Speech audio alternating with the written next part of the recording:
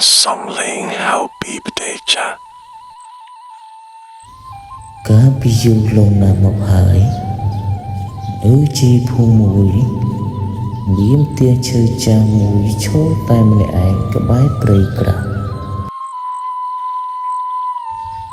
អ្នកភូមិទាំងអស់ជៀសវាងមិនហ៊ាននៅក្បែរផ្ទះនោះឡើយព្រោះគេនិយាយតគ្នាថានៅពេលយប់តែងតែឮសំឡេងស្ត្រីម្នាក់ហើយឈ្មោះពីក្នុងផ្ទះនោះថ្ងៃមួយមានយុវជនម្នាក់ឈ្មោះវីរៈជាមនុស្សក្លាហាននិងមិនជឿរឿងខ្មោចឡើយគាត់បានឮសំឡេងអ្នកភូមិនិយាយអំពីផ្ទះនោះហើយក៏សម្រេចចិត្តទៅស្នាក់នៅមួយយប់ដើម្បីបញ្ជាក់ការពិតវីរៈនិយាយដោយទឹកចិត្តនិងមិនជឿរឿងខ្មោចទេនៅពេលថ្ងៃលិចវីរៈយកភ្លើងពណ៌និងកាបូបមួយចូលទៅក្នុងផ្ទះចាស់នោះក្នុងផ្ទះនោះស្ងាត់ខ្លាំងណាស់ធូលីដីគ្របដណ្ដប់គ្រប់ទីកន្លែងខ្យល់បក់ធ្វើឲ្យទ្វារឈើបន្លឺសំឡេងក្រេករហូតម៉ោង2យប់ស្រាប់តែគាត់ឮសំឡេងខ្សឹបមួយគាត់ឮសំឡេងនោះហើយក៏ភ្ញាក់ផ្អើលហើយបំភ្លឺពើមើលជុំវិញគ្មាននរណាម្នាក់ទេប៉ុន្តែសំឡេងនោះនៅបន្តទៀត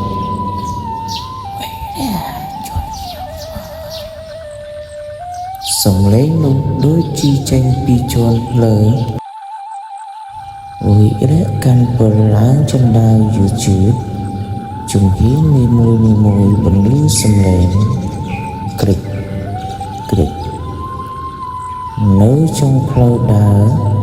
មានបន្ទប់មួយដែលគេបិទជិតពេលគាត់ព្រមធ្លាយចូលស្រាប់តែខ្យល់ត្រជាក់មួយបក់មកពេលគាត់ចូលក្នុងបន្ទប់ហើយនៅក្នុងបន្ទប់នោះមានតុចាស់និងរូបថតគ្រប់សាមួយរូបថតនោះបង្ហាញពីស្ត្រីម្នាក់កំពុងឈរនិងក្មេងស្រីម្នាក់នៅក្បែរប៉ុន្តែមិនគួរឲ្យខ្លាចនោះទេភ្នែករបស់ស្ត្រីក្នុងរូបថតដូចជាកំពុងសម្លឹងមើលគាត់វីរៈក៏បានរកឃើញសៀវភៅកំណត់ហេតុមួយនៅក្រោមតុហើយក្នុងនោះបានសរសេរថាបើអ្នកណាបានអានសៀវភៅនេះសូមជួយកូនស្រីខ្ញុំផងនាងបានបាត់ខ្លួននៅក្នុងបន្ទប់ក្រោមដីវីរៈចាប់ដើមភ័យខ្លាចហើយឆ្ងល់ថាតើក្មេងស្រីនោះទៅណាហេតុអ្វីបានជានាងបាត់ខ្លួនវីរៈក៏ដើរស្វែងរកក្មេងស្រីនោះអស់ជាច្រើនម៉ោងគាត់បានរកឃើញទ្វារលាក់មួយនៅក្រោមកម្រាលឈើគាត់ក៏បានបើកទ្វារហើយចុះទៅក្រោមទីនោះងងឹតខ្លាំងណាស់ស្រាប់តែគាត់ឮសំឡេងយំរបស់ក្មេងស្រីម៉ាក់វីរៈបំភ្លឺពើទៅមកនៅជ្រុងបន្ទប់មានតុក្កតាចាស់មួយអង្គុយតែម្នាក់ឯងភ្លាមនោះភ្នែកតុក្កតាបានបើកឡើងខ្យល់ត្រជាក់បានបក់ជុំវិញមុខវីរៈស្លេកស្លាំងនៅពីក្រោយតុក្កតាស្រាប់តែលេចចេញរូបក្មេងស្រីម្នាក់ស្លៀករ៉ូបសហើយមានសក់វែងគ្របមុខនាងបាននិយាយដោយសំឡេងខ្សោយខ្សៅ ខ្ញុំជួបនៅទីនេះជាច្រើនឆ្នាំហើយវិរៈក៏បានសួរទៅក្មេងស្រីនោះថាតើអ្នកចង់ឲ្យខ្ញុំជួយអ្វីនាងចង្អុលទៅជញ្ជាំងមួយវិរៈក៏វាយបំបែកជញ្ជាំងចាស់នោះ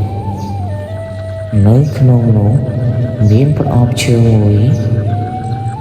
ក្នុងប្រអប់ឈើនោះមានឆ្អឹងតូចៗនិងខ្សែកមាសមួយ